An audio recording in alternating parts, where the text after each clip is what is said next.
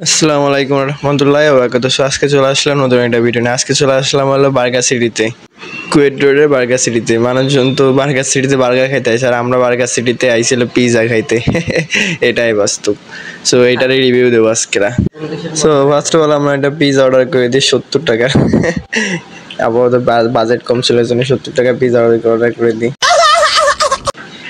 আর এখানে আসেই মাত্র হাইয়েস্ট 200 টাকা পর্যন্ত পিজা, তাই 70 টাকা অর্ডার করে দেখলাম যে কেমন লাগে, ওইটা খাই বোঝা যাবে কিরাম কি দেখি। তো আমার মনে হচ্ছিল যে উপরে খালি কোনো রকম একটা রুটির পরে আর কি মনে হচ্ছে যে গোশ মোশ হালকা পাতলা গোশের টুকরা মুকটা ছড়াই দিয়ে একটু মিওনিজ দিয়ে দিতেছে।